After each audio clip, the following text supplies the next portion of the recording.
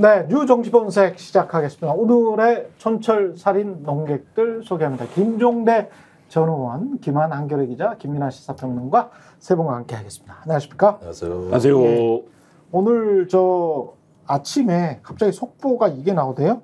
그 사표 내버린 것 같아요. 그냥 네, 수주위가 됐습니다. 예. 김홍일, 그죠? 네, 김홍일 방통위원장이 네. 아침에 9시에 네. 속보가 온 거는 이제 9시 3분 정도 돼요. 그렇죠. 9시에 이제 9시 3분 전 정도 됩니다. 그러니까 제 생각엔 거의 출근하자마자 사표를 낸 거고, 그 다음에 한 9시 반 정도에 또 속보가 왔습니다. 네.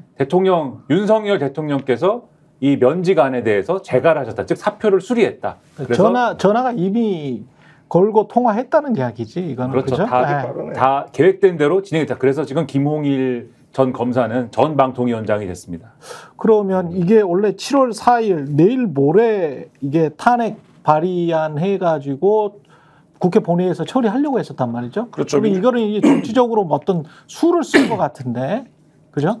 그러니까 지금 이제 공영방송 이사선임계가 맞물려 있는 거잖아요. 그래서 이쪽에서 한 수를 두면 이쪽에서 밧수를 두고 뭐 이런 상황들이 이어지는 건데, 네. 근데 이게 결국엔 바둑에서 나오는 것처럼 축몰이 같은 겁니다. 그러니까 끝에 가면 결국에 누군가 한쪽이 이길 수밖에 없는 게임인데, 지금 이제 야당 입장에서는 이사선임 계획을 강행하면 방통위원장 또 탄핵할 거야, 이렇게 된 겁니다. 그렇죠. 그러니까 나 우리 탄핵 안 당하고 그냥 이사선임 계획만 추진할 건데, 네. 이렇게 된 거서 탄핵 전에 사퇴를 해버린 거고, 그러고 이사선임 계획은 이미 이제 입안을 해놓은 거 아닙니까? 그렇죠. 그러니까 그 일정대로 아마 시간표대로 갈 건데, 이렇게 되면 야당 입장에서는 다시 차기 방통위원장에 대한 어떤 의결을, 그러니까 뽑는 절차에 동의하지 않을 거고, 그렇죠. 그 과정을 안 밟아줄 거고, 그러면 이사선임을 하려면 어쨌든 정족수가 맞아야 되는 건데. 그러니까 한 명으로도 할 수 있는 거예요? 그렇진 않죠. 혹시 네. 이상인 한 명으로도? 안 됩니다. 안 되죠? 안 되고. 네. 사실은 2명도 안 되는 거죠, 원래는. 원래는 안 됐지. 진짜 안 되는 건데, 2명 체제에서 할 수 있다고 우겨 와서 했는데, 한 명 체제와 관련돼서는 지금 용산도 여당도 한 명으로는 안 된다는 거를 인정을 하고 있습니다. 그래서 지금 그만뒀지 않습니까? 1인 체제이지 않습니까? 김한 기자님 말씀하신 대로 바로 새로운 방통위원장 후보자를 지명을 할 겁니다. 그렇겠지. 지금 아마도 그것은 누구일 것이다 라는 얘기도 일부 언론에 나와요. 누구일, 또 K씨예요? 혹시? 아니, KC까지는 아닌데, 네. 잘 생각을 해보시면, 네. 이동관도 있었고, 이동관 전에 사실은 K씨였잖아요. 그렇죠. 근데 그런 비슷비슷한 이름들 중에, 근데 지금 방통위원장의 몸값이 이렇게 조금 하면 사퇴하고 조금 하면 난 집에 갑니다 이러는데 몸값이 많이 금값이 아니고 지금 똥값이에요, 사실. 그렇죠. 몸값이 많이 낮아졌지 않습니까? 아니 그럼 똥이 오면 돼.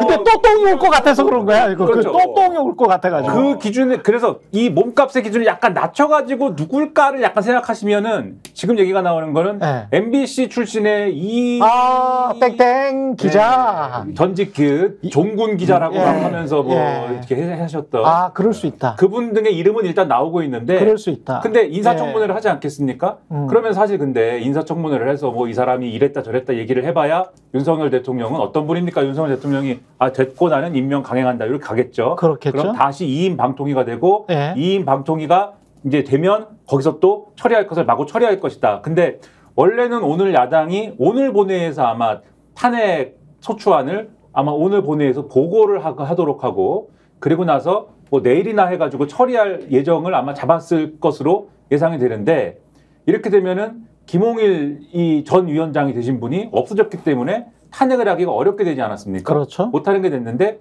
요거에 대해서 야당은 지금 무슨 얘기를 하냐면, 국회법에 보면은 탄핵 소추안을 보고를 한 이후에 그것을 회의에서 의결할 수도 있지만, 근데 회의에서 의결하려고 그러면 이게 이유가 없다 그러니까는 이제 안 되겠죠. 이게 의결을 해봐야 효력이 없게 되겠죠. 그런데 그게 아니라 탄핵 조사를 할 수가 있게 돼 있다. 의결을 하지 않고 법사위로 다시 보내서 탄핵 조사를 하게 돼 있어서 김홍일 전 방통위원장이 사퇴를 했더라도 이 탄핵 소추안 자체는 탄핵 조사를 하는 절차를 한 번 더 거치자라는 취지로 법사위에서 이것의 적절성이나 이런 것들을 계속 얘기를 하겠다. 탄핵 조사 절차에서 이걸 얘기하고 있습니다. 참 희한하네요. 그러니까 참 신통방통한 방통위원들이요. 아니 근데 이렇게 되면 민주당이 한 방 맞은 것 같은 게, 제가 보기에는 이진숙 씨가 만약에 된다면 이진숙 씨를 왜 기용을 했을까요? 첫 번째, 우파 확신범이다. 저는 이제 그렇게 평가를 합니다. 이준석 씨는 좀 뭐 다르게 생각하실 수 있습니다만은 본인 생각은 저는 우파 핵심범 그다음에 정권에 대한 확실한 지지 그리고 무엇보다 MBC 인사들을 굉장히 잘 알고 있다. 그래서 김홍일 방통위원장은 검사 출신이고 언론계 인사들을 모르고 있기 때문에 누가 아군이고 피야 구분이 안 될 수가 있거든요. 근데 이진숙 같은 경우는 확실한 피하 구분을 할 겁니다. 김장겸이나 이진숙이나 같은 사람들이 있기 때문에 제가 보기에는 그렇습니다. 그래서 그렇게 된다면 그 적재조서에 지금 쑥 넣어서 야 지금 우리 아군들만 빨리 박문진 이사로 만들어서 MBC를 바로 장악해. 이 순서인데요. 제가 보기에는. 그렇게 볼 수 있죠. 그렇게 볼 수 있고 과거에 그런 경험도 있고 현장에도 계셨었고, 그렇죠. 뭐 저희도 취재도 했었는데, 근데 지금 그러니까 이런 수로 계속 갈 수 있느냐 이게 근본적인 의문은 들어요. 예를 들면 2번 연속 탄핵이 논의가 되고 2인 체제가 부당하다라는 거를 사실 뭐 그들은 모르겠습니까? 이게 합의제 기구로 계속 운영되어 온 전통과 관례가 있는 건데, 그렇죠. 근데 그럼에도 불구하고 그렇게 운영을 하고 거기 무리수 끝에 누가 보더라도 편향된 인물을 위원장에 기용하고 다시 야당들은 반발할 거고 거기서 어떤 말하자면 인사 절차나 뭐 누가 외부에서 볼 때 방송사에 대한 어떤 부당한 침해 뭐 이런 일들이 결정들이 이루어질 때 그럼 또 버틸 수 있겠는가 뭐 이런 차원에서 놓고 보면 사실 정치적으로 뭐 한 번이야 그럴 수도 있는데 사실 이거를 지금 무슨 대단한 수인 것처럼 탄핵 전에 사퇴해버리는 게 라고 지금 하는 이 상황 이것으로 뭐 정치를 대체하고 있는 용산의 판단 이런 것들이 지금 이제 말하자면 계속 갈 수 있는 아니요, 저는 이분들은 굉장히 좀 개싸움에 능하기 때문에 개싸움이라고 생각하지도 않아. 이건 이전 투구라고 생각하지도 않고 그냥 계속 정치란 원래 이런 거야라고 밀어붙이는 것 같은데요. 아니 본인 지지율에도 관심이 없어요. 예. 제가 보수 패널들하고 방송에서 만나가지고 번번이 당혹스러운 게 그 점이에요. 예. 저기 뭐냐, 아니 법기술적으로 하면 다 되는 거예요. 뭐 이거 갖고 국민들 비난하고 뭐 심지어 최상병도 그거 뭐 별 문제 있습니까? 아직도 그런 투예요. 아직도. 그러니까. 예. 그래서 뭐 밝혀진 거 아무것도 없잖아요. 뭐 카톡방 나왔는데 다 소설이잖아요. 이걸로 끝이에요. 더 이상 공부를 안 해요, 이 사람들이. 그러니까 이것도 마찬가지예요, 이것도. 어제 대통령실에서 네, 사람들이 쫙 나왔잖아요. 방통위 얘기를 조금 마무리를 하자면 아니요, 같이 좀 묶어서 이야기를 하죠. 왜냐하면 싱크를 우리가 준비해 놓은 게 있는데 어제 보면 볼수록 이 사람들이 짜고 나왔구나. 그리고 앞으로 전국을 이렇게 이끌고 가려는구나라는 어떤 명확한 시그널을 줬다고 보기 때문에 정진석 비서실장 있지 않습니까? 대통령실 2인자죠. 예. 그 사람의 이야기를 한번 들어보죠. 국회에서 어떤 이야기를 했는지. 최상병 사건의 본질은 국방부 장관의 정당한 이첩보류 지시명령을 박정훈 수사단장이 어긴 항명 사건이 그 실체이고 본질이라고 말씀드리고 있고, 그 대통령실과 국방당국의 통신, 통화, 소통은 활발하게 이루어지는 것이 매우 정상적인 모습입니다. 네. 거짓과 가짜뉴스의 모래성은 오래가지 못할 것이라는 확신을 가지고 있습니다. 모든 것을 부인하고 지금 나온 게 다 거짓과 가짜뉴스라는 거예요. 아니 저기 뭐냐, 아무리 국민들이 떠들고 뭐 탄핵 뭐 100만 1,000억 원이 있고 뭐 방통위가 뭐 엉망으로 운영되더라도 눈도 깜짝 안 해요. 내가 이렇게 보면은 어쩌다 총선에선 사고가 난 거야. 그 빨진 사고가. 그 빨진 사고로 좀 상당히 피해가 컸던 거야, 이게. 예. 그렇다고 뭐 그 빨진 한 번 있었다고 뭐 교통 통제할 겁니까? 그러니까 이렇게 보면 심지어 자기들 지지율에도 관심이 없어요. 오로지 윤석열, 김건희 지키기에만 지금 올인하는 거예요. 건데 계속 갈 겁니다. 계속 간다? 예, 계속 간다. 근데 뭐 가짜 뉴스와 뭘로 쌓아올린 뭐가 오래 못 간다고 하잖아요. 예. 그렇게 얘기한 거잖아요. MBC 이야기 하는 거예요. 예. 근데 자신들을 향한 얘기 같아요. 제가 볼 때는 이게 우리는 그렇게 생각하죠. 그렇죠. 그러니까 제가 느끼기에 본인들을 향해 하는 말인가? 이거 오래 못 갑니다. 이거 그렇죠. 이렇게 해가지고 아까 김한 기자님이 이게 계속 지속될 수 있는 전략인가? 이렇게 말씀하셨는데 정치적으로는 이렇게 계속 하고 싶겠죠. 정치적으로는. 근데 법률적으로 이게 가능한 거냐는 의문이 있어요, 지금. 왜냐면은 2인 체제가 안 되는 거라고 말씀드렸잖아요. 어제 나온 보도를 보면은 2017년 4월 달에 방통위가 그때 잠깐 이제 그 3인 체제였거든요. 위원장, 부위원장이 없어져가지고 예. 3인 체제였는데 그때 세 군데 법무법인에다가 자문을 구합니다. 우리 3인 체제에서 뭘 결정을 할 수가 있는 겁니까? 자문을 구해요. 그 자문 결과가 이제 세 개 법무법인이 조금씩 다르긴 하지만 공통된 의견은 뭐냐면 최대한 5인 체제를 채우세요. 뭐 당연하겠죠. 법이 그렇게 돼 있는데 5인 체제를 채우십시오. 5인 체제를 채우라는 게 법의 취지다. 왜냐면은 대통령 추천, 여당 추천, 야당 추천 이렇게 어디 추천이라는 게 나눠져 있는 거잖아요. 국회 추천과 대통령 추천이라는 게. 그러면 이게 다 같이 있어야지 의미가 있는 것이지. 대통령 추천 2명만 남아가지고 예를 들면 또는 이 국회 추천 예를 들면 2명만 남아가지고 이렇게 회의를 하는 거는 이 법의 취지를 모욕하는 거 아닙니까? 5명을 채우라고 하는 게 법무법인의 해석이고 만약에 어쩔 수 없이 결혼이 있어갖고 3명이서 결정을 해야 되는데 정말 긴급한 안건이다라고 하는 경우에는 3명이서 만장일치로 결정을 해라. 왜냐면은 5명 그래야 나중에 이게 논란이 되더라도 다수결이 5명 중에 그래도 3명이 찬성한 그림이 되니까 나머지 2명이 왔더라도 나머지 2명이 채워져 있더라도 3명이 그래도 찬성한 안건이기 때문에 2명이 채워져 있더라도 사실은 크게 달라지는 건 없다. 이렇게 가야 된다. 요거거든요. 법무법인의 어떤 그 당시 해석은. 그 엄혹하고 강력했던 최시중 체제에서도 5인이 토론은 납니다. 그러니까요. 5인이 토론을 하고 야당이 퇴장하는 거거든요. 그렇죠. 근데 어차피 다수결 그래서 시간이 굉장히 끌어졌던 거예요. 그래서 KBS 사장 같은 경우도 8개월, 9개월 정도 갔었던 건데 이 정부는 그런 게 아니잖아요. 그렇죠. 그냥 뒤에서 극우단체들, 극우 유튜버들 동원해가지고 모욕 주고 그다음에 국민의힘 몰아붙이고 그다음에 그냥 무슨 법인카드 같은 거 조사해가지고 나가.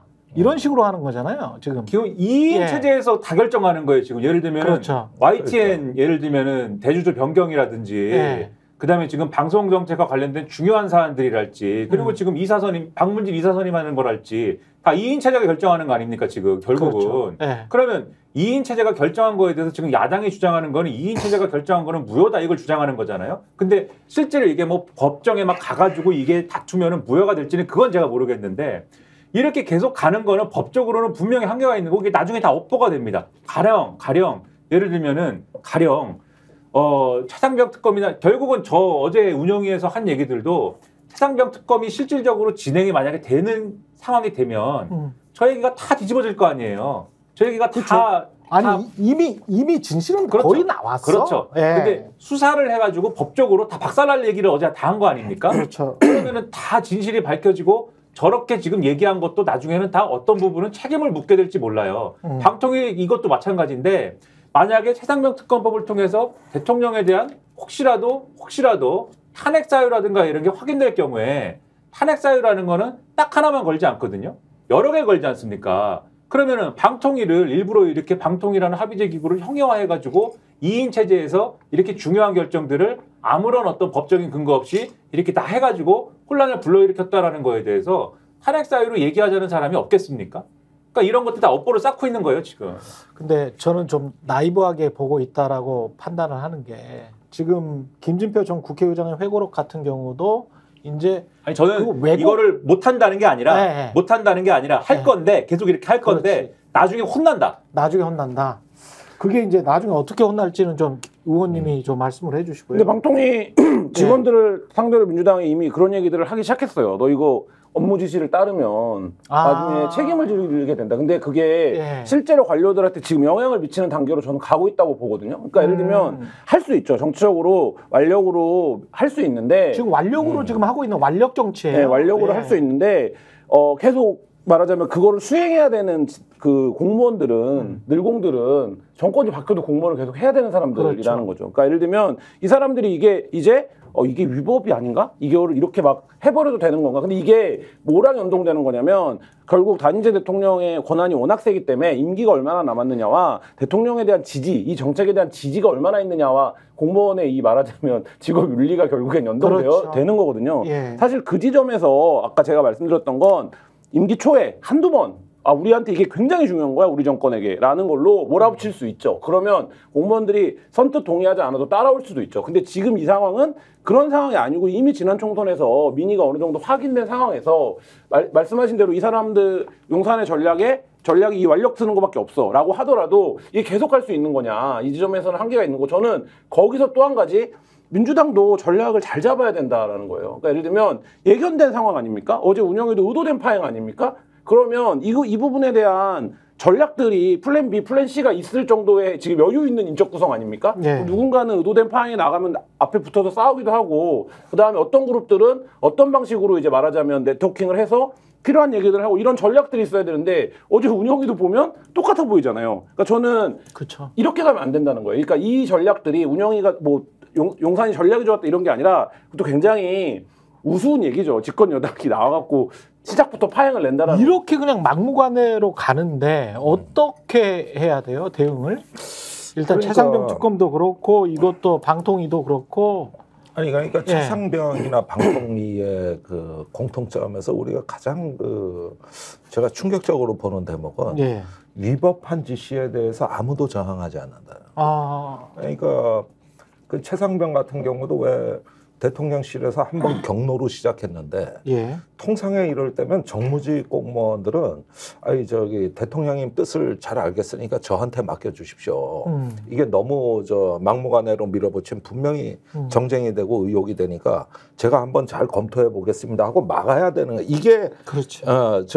설령 그 대통령한테 저항은 아니라 하더라도 그 정도 능력은 돼야 되거든요. 장관, 차관 정도면. 그랬는데 그냥 맹종을 하는데 사무관 같이 움직이잖아요. 그리고 아무도 직언을 안 한단 말입니다. 그러니까 이런 부분들이 여기 방통위도 부담을 느낄지언정 크게 다르지가 않은 거예요. 지금 말씀하신 이 부분과 관련해서 제가 그 대통령이 검사 시절에 같이 근무했던 분한테 들은 이야기 에피소드 하나를 말씀드리면 어떤 일의 그 방식이냐면 이 사람이 윤석열 대통령이죠. 대통령이 검사 시절에 높은 자리에 있을 때 뭔 일을 시킬 거 아니에요. 그러면 검사들이 이렇게 지금 말씀하신 대로 조사를 해보고 관련해서 이렇습니다라고 해서 이게 방향이 이쪽은 아니고 이렇게 재고를 하셔도 좋을 것 같고 이런 방향도 있고 하면서 대안을 몇 가지를 준다는 거예요. 그러면서 이렇게 말을 하고 놓으면 알았어. 그냥 그대로 진행시켜. 이게 답이랍니다. 그러니까 알았어. 그대로 진행시켜. 이거 검사 제가 이제 누구한테 누구의 실명은 말은 못 하는데 명확히 제가 들은 이야기예요. 그러니까 이 사람은 그냥 가면 이렇게 있대요. 발을 책상 위에 올려놓고 뭐 주무시고 계시는지 상념에 빠져 계시는지는 모르겠습니다만은 어떤 그랜드 비전을 혼자서 생각하시는지는 모르겠지만 검사 시절에도 그랬다는 거예요. 발을 이렇게 딱 그 책상에 올려놓고 가면 왔냐? 그럼 보지를 않는데 보고서를 보지도 않고 보고를 말로 할 거 아니에요. 그러면 그 안에 있는 내용은 보지도 않고 그래? 알았어. 근데 말의 내용은 이게 반대되는 내용이에요. 본인이 지시한 사항과 알았어. 그래? 진행시켜. 근데 막무가내라는 거야. 막무가내. 그래서 너무 이 사람도 이게 두려우니까 이 사람이 대통령이 됐었을 때 어떤 국가적인 어떤 재앙이 닥칠까 거기에 관해서 굉장히 좀 두려움을 표시를 하더라고요. 이미 뭐 2년 전에 했던 이야기입니다. 이런 것들이. 그러니까 뭐 그 맥락 저는 그 얘기를 들은 바는 없지만 이런 건 있을 수 있겠죠. 예를 들면 수사라고 하는 거는 최종 단계에서 검사가 할 수 있는 기소 단계까지는 실무 검사가 하면 되죠. 실무 검사가 하고 공소장을 써오면 그 공소장만 보면 돼요. 그래서 예를 들면 근데 실무 검사들이 다 알죠. 예를 들면 이거를 기소를 하고 싶어 하는 건지 아주 죄를 세게 물으려고 하는 건지 아니면 봐주려고 하는 건지 이거는 증거로 남지 않는, 그러니까 말하자면 말로 오가는 그렇죠. 맥락 속에 있는 거 아닙니까? 그러니까 그런 커뮤니케이션이 굉장히 익숙할 수 있죠. 그런데 지금 방통위 보죠. 지금 방통위의 목적이 공영방송에 이사를 선임하는 원포인트로 가는 조직이 아니에요. 행정조직은 그렇게 굴러가지 않거든요. 그렇죠. 근데 지금 움직이는 거 보면 오늘 조선일보라든지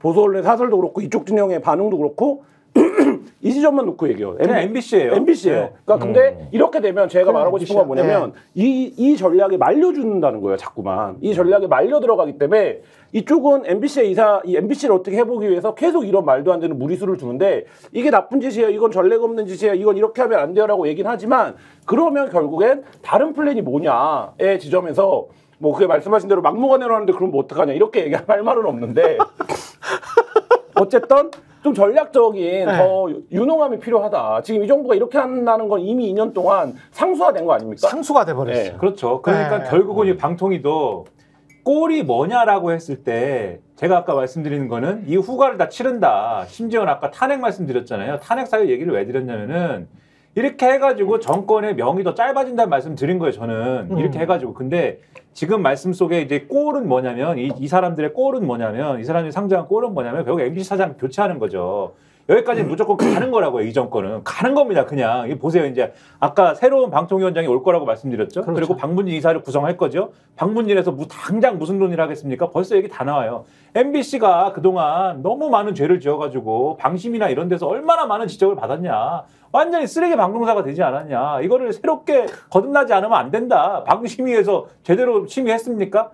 똑바로 심의했습니까? 그런 것도 상관없고 그러니까 사장을 바꾸자. 이렇게 간다는 거예요. 지금 상황은. MBC가 KBS처럼 만들려는 겁니다. 그렇죠. 아주 심플하게. 요거는 누가 뭐라고 하든 누가 어떤 짓을 하든지 요거는 간다는 거예요. 근데 지금 김한 기자님 말씀하신 대로 방통위가 MBC를 위해 있는 기구가 아니란 말이죠. 요것만 하는 기구가 아니란 말이죠. 그래서 요렇게 계속 간 거에 대해서는 반드시 후과를 감당해야 될 수밖에 없게 된다. 결국은. 후과를 감당하도록 만들어줘야 되는데 그거를 어떻게 만들어줘야 될지 모르겠어요. 이 부분은 그 아까 정진석 비서실장 딱 태도가 나오던데 저게 바로 박근혜 대통령 때 원내대표 하던 태도예요. 그러니까 내가 그 같은 국방위 하면서 정진석하고 얘기를 많이 해봤다고. 근데 의외로 또 말을 생각보다 많이 해줘. 그랬는데 맞아 그렇기는 그 살살 긁으면은 다 나와. 그랬는데 그때 그 탄핵 때 말이요. 뭐 이렇게 해가지고 내가 물어보면은 아우 그 담배 하나 줘. 이러면서 흥분해가지고 이제 얘기하기 시작을 한다고. 그러면 내가 보니까 이게 그때 그 막 그 우병우 사태 터지고 뭘 터지고 할 때 아이 또 야당이 정치 공세 안 해. 다 이랬던 거예요. 이러다가 처음 아이고 뜨거워라고 이거 뭐지 했던 게 태블릿 PC 때입니다. 그렇죠. 그러니까 그 전까지 다 뭉개고 있었다고. 그런데 나는 이 사람의 이런 태도가 그때 이정현 당대표하고 이게 박근혜 탄핵을 앞당긴 무소신 무능력이라고 보는 거예요.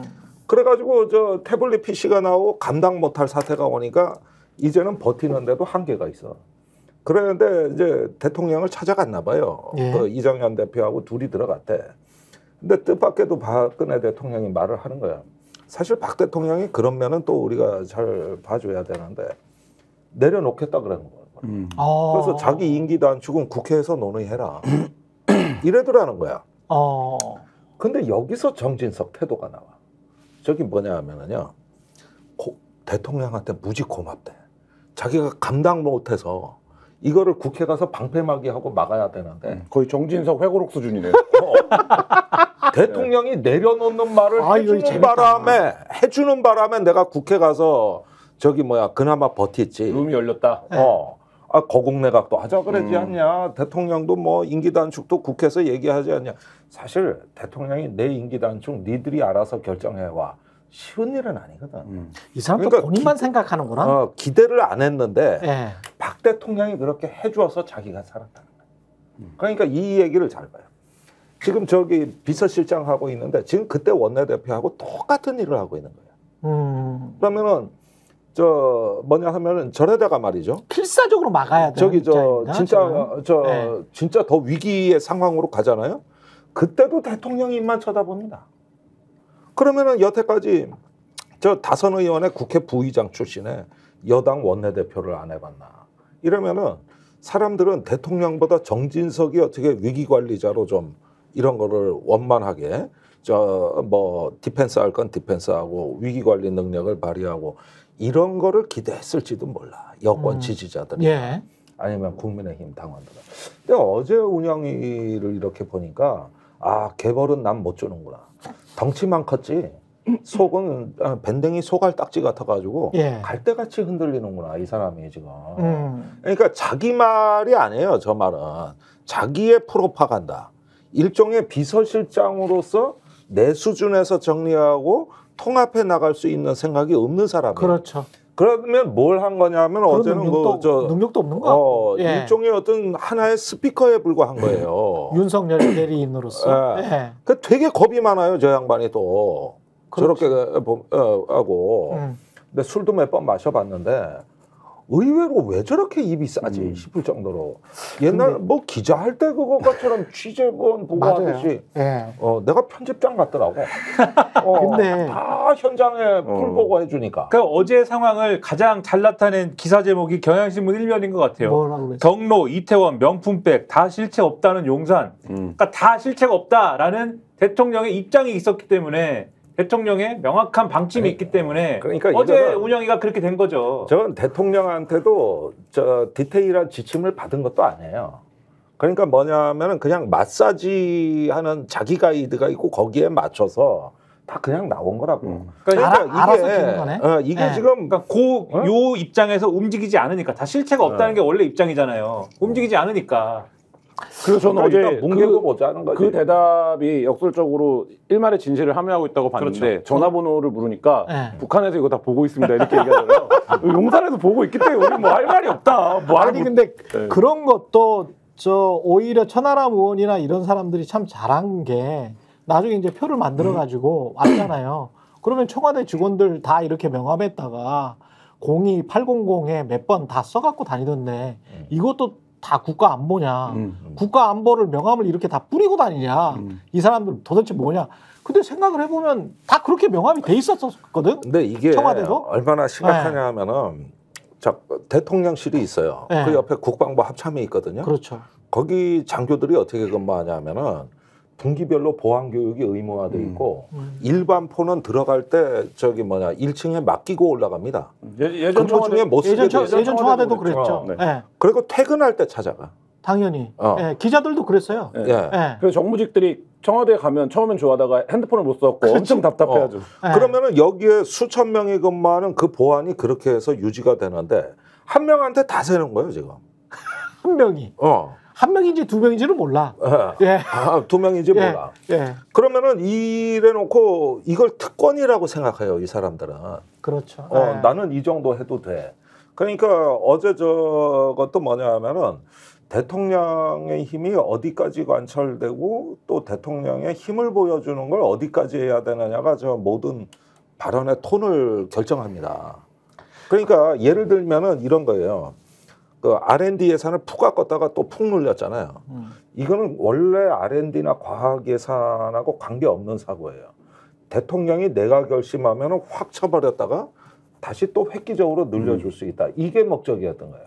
그러니까 우리는 대통령 말 한마디 그 권력이면은 불가능한 것도 해. 또 국민들한테 알리고 싶은 건 뭐냐면 대통령은 이렇게 권력이 강한 사람이야. 이렇게 센 사람이야. 이걸 알려주고 싶은 거죠. 그 메시지 속에는. 그러니까 계속 그런 식으로 관리가 되는 거지. 그런 식으로. 여러 사람 허수아비 만들 수 있다. 이것도 능력인 거죠. 근데 그 전화번호는 그래서 누구 겁니까 그게? 7070이. 네. 아니 그거는 집무실 어느 집무실 5층 집무실 안에 있는 거잖아요. 그건 근데 그거 이제 그런 토론을 막 했는데 근데 어제 운영이 단계에서 계속 북한이 보고 있어서 못 가르쳐 준다고 한 거잖아요. 그럼 김종대 전 의원님 보시기엔 7070이 어디입니까? 그 5층에 그 아주 민감한 장소에서 온 걸로 봅니다, 저는. 집무실인데 집무실 아닌 집무실 같은 곳에서. 아니 근데 그거를 명확하게 2022년인가 매일경제에서 단독으로 기사가 한 번 나왔어. 5층에 구조가 한 번 나온 적이 있어요. 5층에 김건희의 집무실이 있다라는 접견실이라고. 접견실이죠. 김건희 접견실이 있다라는 그 보도가 나왔기 근데 어제 때문에. 그래서 그 질문도 재밌었어요. 5층 전체를 설마 쓰지는 않겠지 뭐. 전화번호를 다른 사람들의 사무실도 있겠죠. 그러니까 그 보도를 염두에 두고 전화번호를 이후에 재배치한 거가 증거인멸이 아니냐. 근데 하필이면 또 천공이야. 7070이야. 번호가 왜 7070이야? 그러니까 이제 자꾸 여사가 의심받는 거지. 천공이랑 친한 거 아니야? 뭐 이러면서. 그래서 여기서만 하는 얘기가 아니라는 거를 말씀드리려고 하는 건데 이 전화번호의 의미에 대해서 뭐 언론에도 보도가 됐습니다만 오늘 윤건영 의원이 MBC 라디오에 나와서 이렇게 설명을 했어요. 의미에 대해서. 그러니까 이 전화번호가 이 전화번호로 전화가 오고 나서 국방부 장관이 움직이기 시작한 거 아니냐. 근데 국방부 장관은 장관이지 않느냐. 장관을 움직일 수 있는 사람은 용산에서 장관급이어야 할 텐데 비서실장이 아니라고 했고 안보실장이 아니라고 했다. 그 전화번호가. 그렇지. 그럼 남은 사람은 누구냐? 대통령밖에 없고 아니면 대통령의 권위를 인정받은 사람. 아주 가까운 측근들. 뭐 부속실장 등등일 것이다. 요까지 얘기했고 그다음에 천하람 의원이 천하람 의원이죠. 네. 천하람 의원이 CBS 라디오에 나와가지고 CBS 라디오에서 아예 이렇게 얘기했어요. CBS 라디오에서 얘기를 했는데 첫째, 대통령 본인 내지는 대통령이 관장하는 부속실 같은 대통령의 수족처럼 움직이는 인물의 번호이거나 그다음에 여기서 여지를 둡니다. 이것은 음모론입니다마는 아니라면 혹시 김건희 여사나 김건희 여사의 지위를 받는 인물이 사용하는 번호는 아닌가. 그렇기 때문에 이렇게까지 결사적으로 절대 못 알려주겠다. 그렇죠. 이렇게 얘기하는 것이 아닌가. 여기까지 이제는 천하람 의원 이런 사람들이 얘기를 한다 이제는. 그러니까 그렇게 의심할 수밖에 없는 게 7월 31일 이후에는 대통령의 이제 비서관과 국방부 장관의 비서관이 대리 통화를 시작하죠. 이 대리 통화가 수십 차례 있습니다. 이거는 말하자면 한 10보 정도 양보하면 이건 개선에 따른 통화죠. 어제 정진석 실장의 설명이 되는 거죠. 예를 들면 대통령과 국방부 당국과 간에 양쪽의 의중을 대리할 수 있는 사람들이 실무적으로 권한이 있는 사람들이 통화를 한 건데 근데 지금 이제 어제 나온 거 핵심은 그 전에 이틀 전인가 그런데 7월 30일 날 800-7070 전화는 그럼 누구냐 이건 거예요. 그러니까 지금 말씀하신 것처럼 비서실장 아니고 안보실장 아니고 그럼 누구냐 도대체. 장관한테 누가 전화를 하냐. 갑자기 7월 30일 날 8시 46분에 부속실장이 등장을 하잖아요. 예, 부속실장이 등장하는 게 이번 사건의 이제 또 다른 키가 돼버린 겁니다. 부속실장이 국방 관련입니까? 법무 관련입니까? 뭐 갑자기 왜 부속실장이 등장을 해서 국방비서관이랑 전화 통화를 하고 6통이나. 그렇죠. 그러면 이게 모든 게 그리고 부속실장은 누구의 부속실장이야?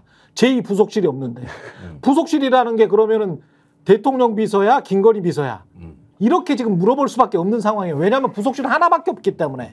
그리고 지난번에도 한동훈 씨가 김건희 여사랑 수백 번의 카톡을 주고받았잖아요.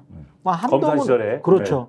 한동훈은 뭐 윤석열의 부하여서 이렇게 서로 간에 주고받은 거예요? 아니잖아. 그것도 심지어 부산에 있을 때도 그랬어요. 그렇죠. 부산고검에 가가지고도. 그러면 검사는 검사로서의 그냥 공무를 집행을 하는 건데 왜 윤석열 부하로서의 노릇을 한 거야?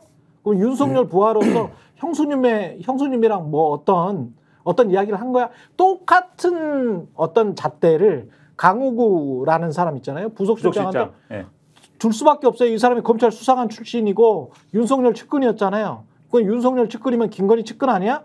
이게 지금 상식적으로 이 집단이 계속 그 돌아가는 어떤 패턴인 것 같다는 거죠. 그래서 김민하 평론가가 얘기했지만 나중에 이게 다 업보로 돌아오고 수사에 들어가면 지금 이제 저희가 공개된 언론에 보도된 통화 기록만 놓고도 이렇게 그림을 다 맞출 수 있는 상황인데 그래서 저는 이것과 관련해서 한동훈 후보가 라디오에 나와서 한 얘기 굉장히 상징적이라고 생각하는데 이 취지는 이런 거죠. 지금 특검법이 무리하고 너무 모호하고 범위가 넓다 이런 얘기인데 야당이 추진하는 야당이 추진하는 특검법. 근데 그 뒤에 뭐라고 했냐면 이 특검법이면 2주 안에 기소할 수 있다라고 얘기를 했어요. 그러니까 제가 뭐 이 방송 나와서 농담처럼 반농담처럼 얘기했는데 이거를 수사권을 갖고 있는 사람들이 보면 지금 너무나 말하자면 이 완벽하게 골격이 짜여져 있고 이게 어디서 출발했는지가 지금 이제 드러나고 있고 그 구체적인 단서로 온 국민이 02800-7070이라는 전화번호까지 알게 되는데 그러면 이 수사는 결국 이 전화하는 사람 찾으면 끝나는 거 아닙니까? 그래서 결국 한동훈 옆에 주진우가 법률비서관이었던 주진우가 대통령실 법률비서관이 왜 한동훈 옆에 붙어버리겠어요? 저는 검사 출신들이 이거 견적 나왔다. 이거는 못 빠져나간다. 힘들다. 그러면 우리도 각자 살 길을 찾자. 라고 저는 판단을 한 거 아닌가 싶다는 거죠. 근데 그 지점에서 놓고 보면 두 개의 판단이 공존할 수 있다고 보는데 말씀하신 것처럼 정진석 비서실장이라든지 지금 정무적으로 있는 사람들은 일단 다 아무것도 아니야. 우리가 다 돌파해 갈 수 있어. 이거는 결국엔 태블릿 PC라고 상징되는 어떤 결정적인 것이 나오면 그 앞에 것들이 다 부정이 되는 태도가 되기 때문에 이렇게 되면 정말 쓰나미적인 상황이 되는 거고 근데 이거를 디테일하게 법리적으로 보면 지금 이미 어느 정도 선에서 선을 긋고 빠져나가야 된다라는 판단을 누군가들이 해줘야 예를 들면 용산을 지킬 수 있는 거거든요.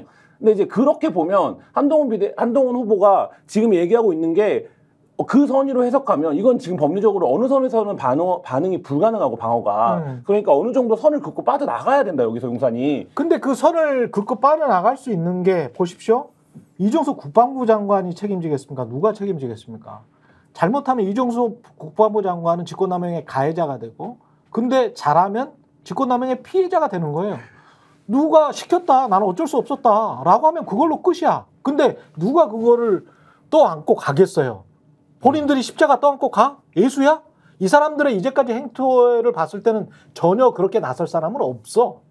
제가 보기에는 그렇습니다. 그러니까 한 정권에서 국방부 장관까지 지냈는데 정무적으로 이렇게 정권이 위기고 탄핵에 근데 본인이 그걸 하고 하면 십자가를 떠안고 간다고? 이종섭이? 그러니까 뭐 이종섭 장관이 그런다는 게 아니라 그런 정무적인 판단으로 나아가는 게 말하자면 한국에서 그동안 단임제 권력이 갖고 있었던 상식적인 어떤 결사체로서의 어떤 뭐라 그럴까요? 맥락이 있을 텐데 그게 이제 장세동 스타일이거든. 근데 그 장세동이 나온 다음에 장세동 이후에 장세동 스타일로 한 사람들이 제가 보기에는 없어요.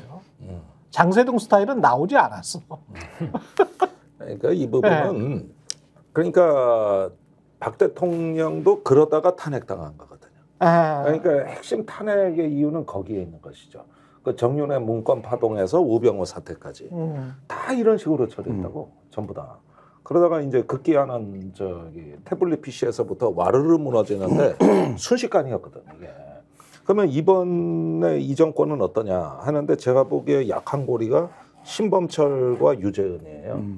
이 두 고리가 확실히 약하고 어제부로 유재은이 이제 드디어 공무원 신분에서 해제됐습니다. 어제부로요? 그렇죠. 6월 말까지니까. 예.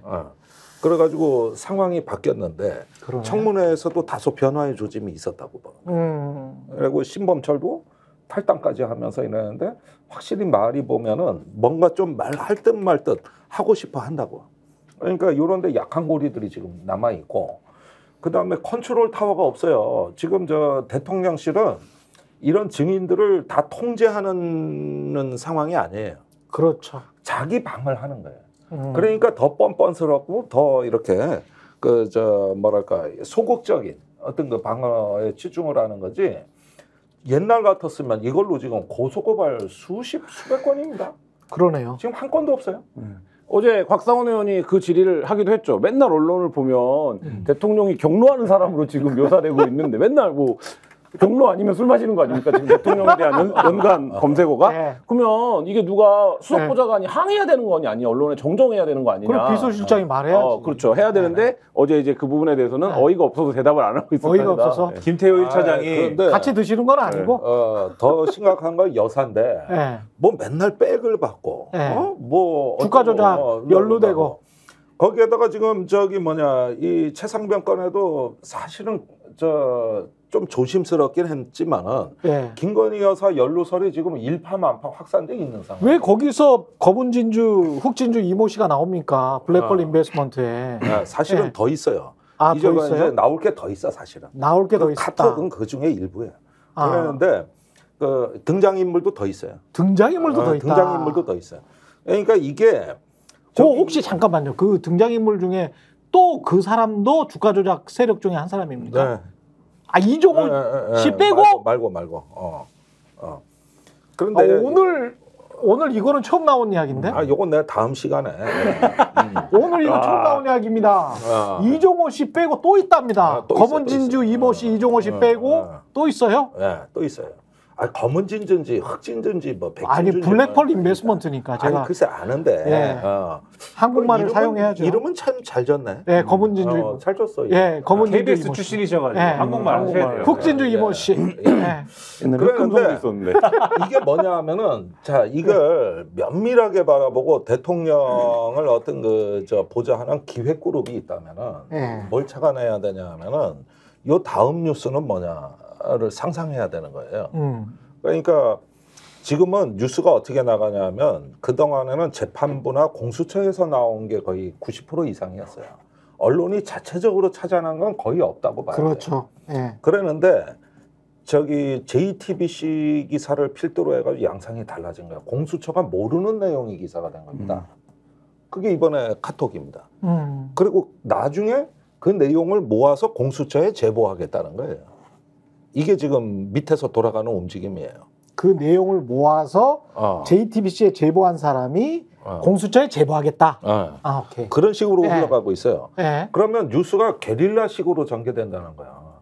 그러면은 딱 보면은 우리가 보기에는 어떤 이거 전체 위기를 관리하고 기획하는 그룹이 있다면은 다음 순서를 봐서 이걸 다 토막내고 선제적으로 방어할 걸 해야 되는 거죠. 그렇죠. 보통 그러지 않은 권력은 지켜지지가 않습니다. 그렇죠. 그런데 전혀 없거든. 그게 벌써 내가 이런 걸 본 게 유독 이 사건이나 다른 어떤 뭐 아까 뭐 방통위 건도 그러거나 그냥 일단 밀어붙이고 욕하려면 하라 그러고 할 테면 하라 그래. 야당 탄핵을 내려면 내라 그래. 이런 식의 어떤 그 체념적 정서가 강하게 깔려 있어요. 굉장히 강하게 깔려 있다고. 그리고 그냥 우리 갈 길 가. 정권 안 무너져. 이 정도 설득력이거든. 그 국민의힘에 대해서도. 그런데 이게 뭐 부자가 망해도 3년은 간다고. 그 정도는 한국의 이 정치 체제가 그 정도 기득권은 있거든요. 그래서 그렇지 이런 사태에서 뭔가 위기를 위기로 인식할 줄 모르는 정도. 이게 지금 얼마나 심각한 사태인지를 모른다는 데서 이 정권에 진짜 위기가 있는 거죠, 이게. 근데 어제 김민하 평론가가 저랑 하는 다른 방송에서 한 얘기인데 이제 성렬적 사고는 지금 말씀하신 것처럼 움직이지 않아요. 성렬적 사고는 우리한테 위기가 지금 있어요. 우리한테 큰 리스크가 있어요. 야, 이거를 다른 뉴스로 덮자.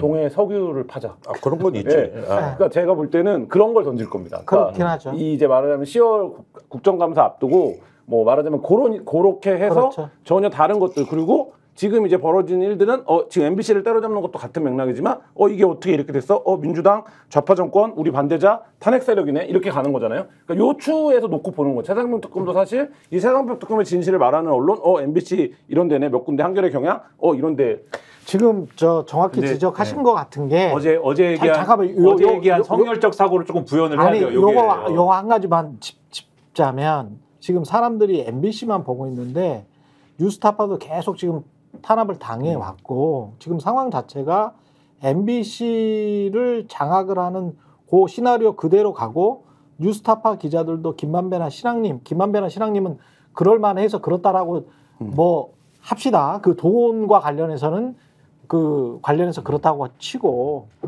보도를 했던 기자들도 곧 기소할 가능성이 높아요. 지금 상황이. 그러니까 어떤 소음을 생산하면서 관련해서 그 보도를 했던 사람들을 탄압하면서 그 보도의 내용 자체가 다 거짓말이야. 가짜 뉴스야.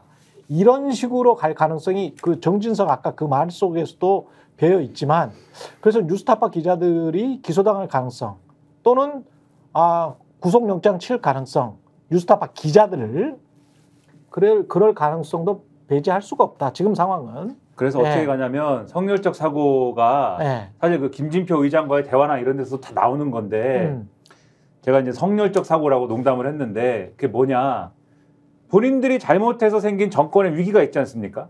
그러면 보통은 정상적인 상황은 이 잘못을 한 거에 대해서는 어쨌든 평가를 하고 다시 이런 일이 생기지 않도록 뭘 보완하고 만회를 하고 이런 걸 해야 되잖아요. 근데 이 성렬적 사고는 일단 본인들이 잘못해서 생긴 정권의 위기에 대해서는 본인들이 잘못한 거는 외면합니다. 그렇죠. 일단 냄비 뚜껑이나 이런 걸로 덮어놔요. 똥을.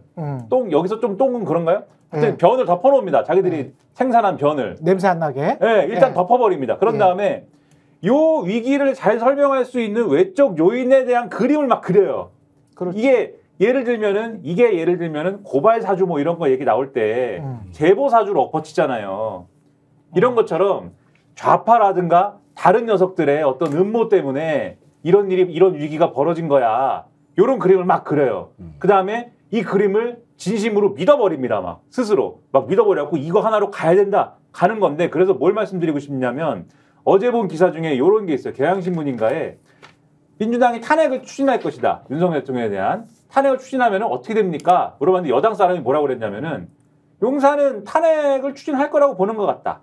그리고 탄핵 소추안은 가결될 거라고 보는 것 같다. 그런데 그렇게 되면 과거에 노무현 전 대통령 같은 일이 벌어질 것이다라고 생각하나 봐. 그래서 역풍이 불고 보수층이 결집하고 그 이야기가 나왔었죠. 그렇죠. 네. 그래서 막 이렇게 보수층을 중심으로 하는 단결이 일어날 건데 여기서 끝나는 게 아니라 여기서 뭘 해야 되냐면 바로 이게 민주당에게 역풍이면은 국민의힘과 윤석열 대통령 입장에서는 순풍이잖아요. 그렇죠. 순풍이 불 때 뭘 해야 됩니까? 노를 저어야죠. 네. 노를 젓는 게 뭐냐면 지금 말씀하신 봐봐 이 분위기 좋을 때 예를 들면 검찰의 검찰이 뭔가를 기소를 하거나 검찰의 언론 플레이나 이런 것들이 대거 등장을 하는 거죠. 그래서 봐봐 이 가짜 뉴스가 이러저러 했어. 예를 들면 그때는 아마 MBC가 장악된 상태일 가능성이 있겠죠.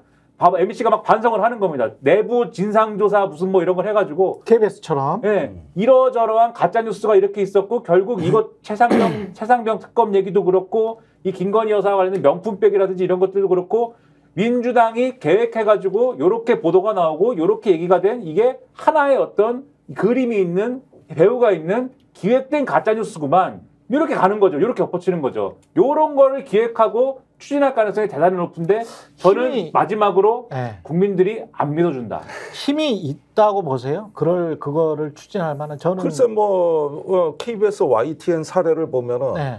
전부 첫일성이 이제 바뀌고 나서 사과 아닙니까? 그렇죠. 그런데 시도는 하겠죠.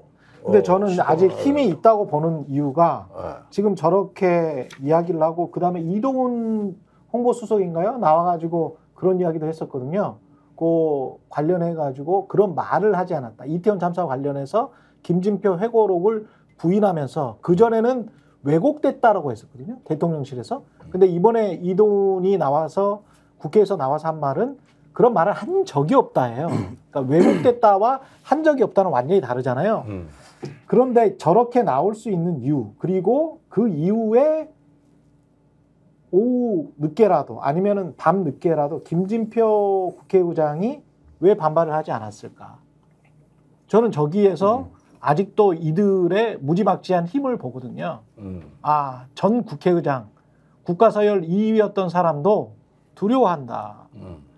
회고록에 썼어. 근데 그게 너무 과도하게 본인 생각에는 과도하게 언론의 조명을 받았어. 그리고 난 다음에 고민스러워. 이걸 어떻게 해야 되지? 라고 우물쭈물하는 사이에 정치적인 큰 이슈로 됐어. 그런데 저쪽에서 야 그런 말도 하지 않았어. 그렇다면 김진표는 뭐가 됩니까? 김진표가 거짓말쟁이가 되는 거예요. 김진표가 회고록을 거짓말로 쓴 국가 언론. 그게 말이 됩니까? 그러면 화가 나야지.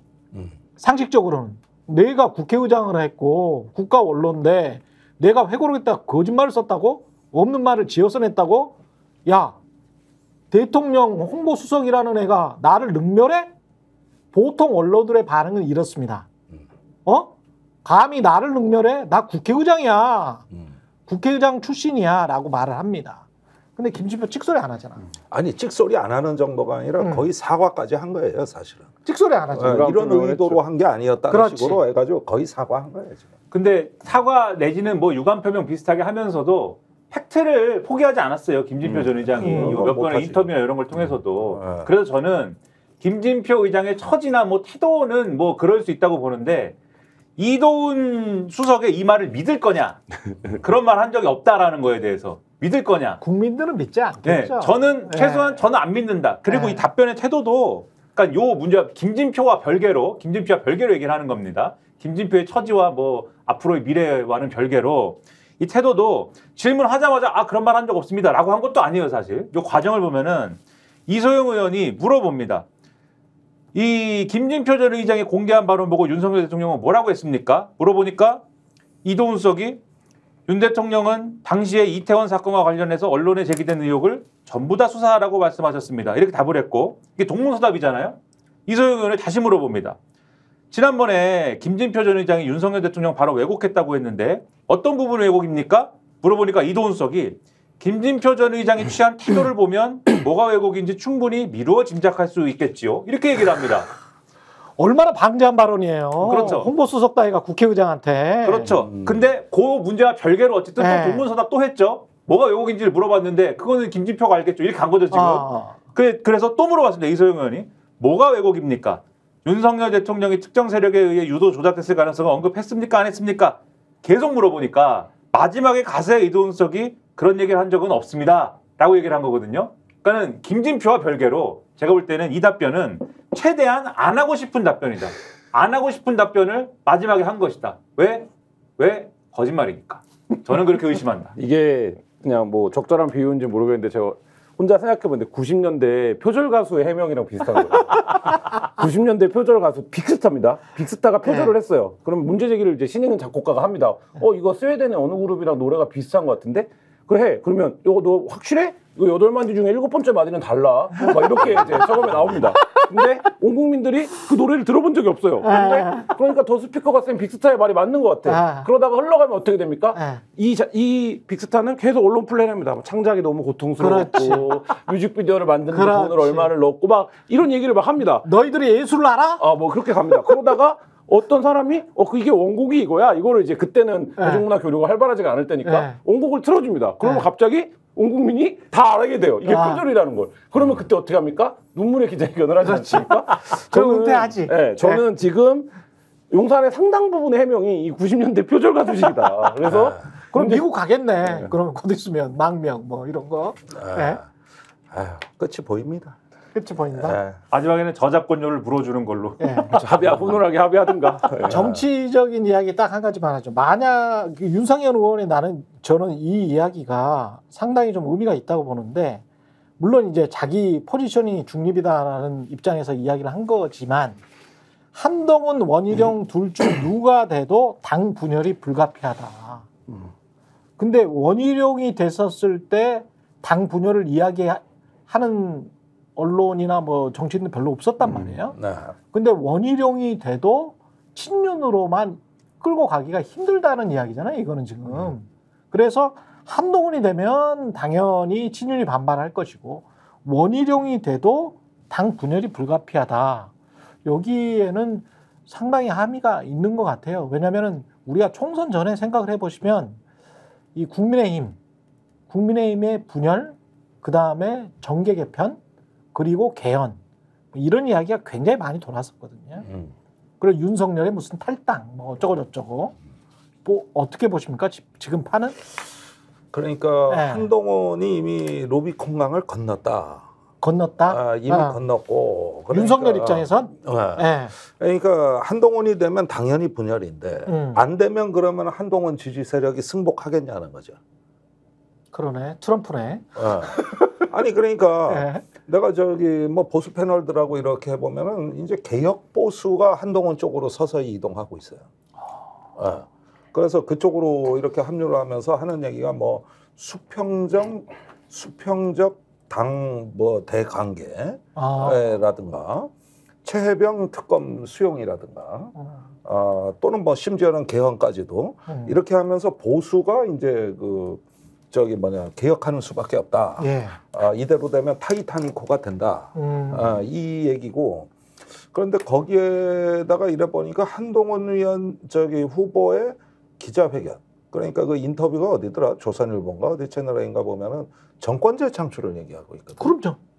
정권 재창출 이야기하고 있어요. 그러니까 이대로는 다 지는 판인데 정권 재창출은 해야 될 거 아니냐. 그렇죠. 그건 내가 아니라도 좋다. 그러면은 이게 제가 보기에는 이번에 이 총선 참패에 대해서 좀 아파하는 뭐 수도권이라든가 그렇죠. 당 원외위원장이라든가 근데 호소력이 있는 거야 이게요. 그런데 또 이제 찐윤으로 이게 권력이 계속 연장이 된다 이렇게 하면은 3년은 너무 길다. 뭐 이런 식인 것 같다란 말이에요, 정서가. 그렇죠. 그러다 보면은 이제 어차피 둘 중에 하나는 이제 이게 제로섬 게임이고 분열의 길로 가는 거 아니냐. 뭐 이런 진단을 할 법도 해요. 그런데 이제 윤상현 의원이 이걸 말했다는 게 중요한 거예요. 그렇죠. 저 사람이 말을 했다는 게. 사실 저 사람은 윤상현 의원은 이도저도 아니에요, 저 사람은. 원래 그렇게 살았잖아요. 평생인데 뭐. 이도저도 아니에요. 그런데 이도저도 아니다 보면 중간에서 이렇게 녹는 존재란 말이에요. 어떨 땐 이도 되고 싶고 어떨 땐 저도 되고 싶은 거. 그래서 그런 정도 말 아니냐. 그런데 보는 눈은 있는 것 같아. 근데 제로섬 게임이라면은 절대 윈윈은 아니네. 두 세력 간에. 그러면 윈윈이 아니고 제로섬 게임이라면 한쪽이 한쪽을 이겨야 되는 거네요. 그렇게 봐야죠. 이제 이거는 시너지가 날 수 있는 관계는 아닌 것 같아요. 자기 분열이 시작이 됐다고 봐야 되겠죠. 밖에서 볼 때는 사실 근데 그렇게 뭐 다른 사람들인가 싶은 생각은 드는데 그 내부 구조로 들어가면 지금 내용을 갖고 싸우는 게 아니라 관계를 갖고 싸우는 거 아닙니까 결국은. 그렇지. 윤석열 대통령과의 관계와 뭐 이런 거 갖고 싸우는데 근데 이 대통령과의 관계가 가면 갈수록 유지가 어려워요. 그러니까 다시 말하면은 아무리 친윤이고 뭐 윤핵관이고 뭐 이 얘기를 하지만은 방어가 어렵습니다. 제가 원희룡 전 장관이면 사실은 이번 전당대회도 나오라고 해서 나와가지고 이렇게 하지만은 은근슬쩍 이번에 차라리 친윤 딱지를 떼고 가자 이 생각을 할 거예요. 저 같으면은. 그러니까 좀 원론적으로 당이 하나가 돼야 되고 한동훈은 분열시키지 마십시오 뭐 이런 얘기를 하지만 그러면서도 나중에 내가 그렇게까지 친윤은 아니었습니다. 이 알리바이를 이번에 만들려고 했을 것 같아요. 저 같으면은. 왜냐하면 원희룡도 어쨌든 대권을 보고 가야 되는데 그렇죠. 이번에 친윤 주자 나는 정말 찐윤이고 정말 어쩔 수 없는 뭐 윤석열의 부하입니다. 요 이미지를 가지고 심지어 하고 있어요. 그렇게. 그렇죠. 심지어 한동훈한테 져봐요. 친윤 타이틀 걸고 전당대회 나가가지고 한동훈한테 진 사람. 이거 가지고 대선 어떻게 갑니까? 대선은 이제 그러면 끝나는 거예요. 그렇죠. 그러니까 천하의 루저의 이미지가 나오는 거예요. 그렇죠. 그래서 차라리 저 같으면 뗄 것 같은데 지금 그렇게 안 가고 있어가지고 웃기다는 생각이 드는데 만약에 원희룡 전 장관이 대표가 되더라도 그러면 이런 전략으로 대표가 되더라도 저는 이 상태로 윤석열 대통령 방어가 쉽지 않다. 그러면 어느 순간에는 요거를 어느 정도는 이 압력을 빼고 갈 수밖에 없게 된다라고 생각이 들고 그런 생각을 하는 게 어저께 명품백 같은 얘기가 그런 거예요. 명품백도 방어가 안 되잖아요. 어제 사실은. 어제 용산이 다 이유가 없다라고 말을 했지만은 어제 오늘 윤건영 의원이 또 MBC 라디오 나와가지고 이 해설을 또 했어요. 윤건영 의원이 청와대에 있었잖아요. 그렇죠. 청와대에 있으니까는 제일 정확히 할 거 아닙니까? 그러니까 이게 어제 이제 이 정진석 비서실장이 한 얘기는 그 가방은 조그마한 외국 가방은 대통령실 어딘가에는 있다. 포장된 채 있다. 네, 포장된 채 그대로 있는데 다만 대통령 기록물로 확정된 건 아니다. 왜냐하면 확정될지 안 될지를 결정을 해야 되는데 결정을 하기 전에 이게 사건화가 됐고 사건화가 된 상태에서 일단은 결정을 안 한 상태에서 그냥 대통령 기록물이 될 겁니다라고 그냥 얘기를 한 것이다. 이런 취지로 해명을 했거든요. 그렇죠. 근데 윤건영 의원은 그것 자체가 안 맞는다. 왜냐면은 8월 31일까지 매년 8월 31일까지 선물 받은 거는 목록을 작성하게 돼 있다는 거죠. 그 기한이 있구나. 그렇죠. 언제까지 딱딱 해야 된다. 매년 업데이트를 해야 연간 뭘 받았다라는 걸 해야 되는데 올해도 대통령실이 했다는 거예요. 126개의 선물을 받았다라는 걸 업데이트를 했다는 거예요. 이게 대통령 기록물이다. 그런데 그 126개에 안 들어 있습니다. 이 명품백은. 그러네요. 작년에도 없대요. 그러니까 지금까지 없어요. 명품백은 이 선물로 기록된 적이 없고 이게 2022년 뭐 9월인가 받은 건데 그러면 2023년 8월에는 적어도 목록에 올라가 있어야 되지 않습니까? 그렇죠. 없다는 거예요. 이게 없다. 그러면은 애초에 대통령 기록물로서 이거를 고려한 게 아니다라는 게 여기서 나오는 거고 그럼 윤건영 의원이 볼 때는 처음에 받을 때는 뇌물이었을 것이다. 근데 논란이 되니까 대통령 기록물로 바꾼 거 아니냐 이 얘기인데 여기서 이 라디오 진행자 김종배 평론가지 않습니까? 김종배 평론가가 그 얘기를 합니다. 건의기에서 뭐라고 그랬냐면은 이게 대통령 기록물로 지정이 된 거라고 하면은 이 청탁금지법상에 이게 서면으로 신고하게 돼 있지 않습니까? 그렇죠. 서면으로 신고하는 거에 대해서 대통령 기록물이면 그 대통령 기록물로 지정한 거를 가름하는 거라고 설명을 했는데 이 건의기가. 근데 지금 대통령 기록물로 지정이 안 돼 있으면은 건의기 해석대로라면은 서면 신고를 안 한 거 아니냐? 서면 신고 안 했네. 그렇죠. 근데 서면 신고를 할 의무는 대통령에게 있거든. 그렇죠. 대통령에게 있어요. 그렇죠. 남편한테 있습니다. 공무원인 남편. 그렇게 얘기했더니 윤건영 의원이 그렇다라고 얘기했고 진행자가 그럼 청탁금지법 위반이네요? 라고 했더니 윤건영 의원이 그렇다. 이렇게 얘기했어요. 청탁금지법 위반이네. 그러니까 방어가 안 되잖아요. 이거. 방어도 안 돼요. 이 간단한 게 방어가 안 되지 않습니까? 뭡니까 이게? 게다가 대통령실에 포장된 채로 되어 있다. 이거는 조그만한 명품백을 한 번이라도 사신 분들은 다 아시겠지만 300만 원짜리 정도 사면 있잖아요. 그 하얀 더플백 또 줘요. 거기에다가 포장된 채로 그렇게 보관을 합니다. 조금이라도 먼지 안 닿기 위해서. 그리고 이제 쓸 때만 이렇게 빼가지고 쓰거든요. 그래서 포장된 채로 있어. 근데 다른 사람들도 다 그렇게 해. 어떻게 그런 걸 그렇게 잘 알아? 아니, 뻔하잖아요, 이거. 아니, 뻔한 거 내가 모르니까 얘기지. 강근혜 의원님은 안 사보셨어요? 명품백? 그걸 내가 왜 봐? 동질감을 느낍니다. 저도 이게 무슨 얘기인지 모르겠거든요. 예. 당근에 팔려면 쇼핑백까지 있어야 됩니다. 쇼핑백까지 다 있어요. 애플을 사건 이 아이폰을 사건 간에 아이폰은 있잖아요. 제가 사봤습니다. 다 보관함을 다 그대로 놔둬요. 거기에 따라서 5만 원을 더 받을 수도 있고 5만 원을 덜 받을 수도 있어요. 나중에 판매할 때, 판매할 때, 중고로 판매할 때. 그래서 이게 뭐 300만 원짜리다 또는 1000만 원짜리다, 2000만 원짜리다 그러면은 더블팩 무조건 보관해야 돼요. 더블팩 무조건 보관해야 나중에 중고로 팔 때 그게 10만 원, 20만 원 가격 차가 나거든요. 예. 딴 얘기로 가버렸는데 예. 결국은 그래서 그렇습니다. 결론은 뭐냐면 예. 이런 상황이니까 예. 용산하고 여당은 예. 여당이 방어를 할 수가 없어서 결국은 누가 대표가 되든 뒤로 갈수록 갈라질 수밖에 없는 제가 거다. 드리는 말씀은 방어 논리가 옹색하다. 저는 포장 대체로 원래 있다 그거는. 지금 전당대회 하고 있는데 전 어차피 다 슬퍼질 거라고 생각하거든요. 근데 슬픔의 양상이 좀 다를 텐데 예. 원희룡 후보가 만약에 되면 뭐 지금 뭐 구도는 쉬워 보이지 않지만 예. 되게 심파적으로 슬퍼질 거예요. 우리는 죽어도 못 보내는데 죽게 되니까. 그렇지. 예, 그리고 한동훈 후보가 되면 굉장히 그 멜로적으로 슬퍼질 거예요. 멜로적으로 사람이 변해갖고. 사람이 변했다. 네. 그럴 수 근데 있습니다. 결론은 누가 되더라도 네. 주인공을 포함해서 다 네. 슬퍼지는 그림이다.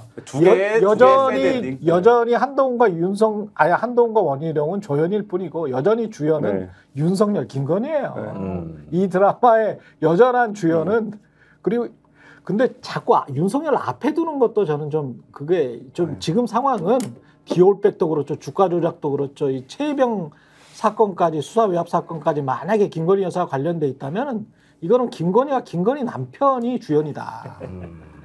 김건희 남편 특검이다라는 생각도 듭니다. 네. 그런 사연이 쌓이고 있습니다. 여기까지. 여기까지. 김종대 전 의원 그리고 네. 김한 한겨레 기자 김민아 시사평론가였고요. 예. 그리고 광고가 좋은 게 들어왔습니다. 인터넷 TV 가입을 원하실 때는 비교원에서 인터넷 비교원 365일 연중 무휴 상담 가능하다고 합니다. 스픽스에도 광고가 인터넷 비교원에서 들어왔네요. 네이버에 인터넷 비교원 검색하시거나 1670-2571 1670-2571로 전화하시면 되겠습니다. 예. 스픽스 정치본색 내일도 10시 50분 기억해 주시기 바랍니다. 고맙습니다. 저희가 얘기할 때 오셔가지고 라이브로 관전하시기 바랍니다. 반드시 주변 사람들 데리고 오시기 바랍니다. 구독, 좋아요, 알림 설정 해주시기 바랍니다. 좀 살려주십시오, 저 좀.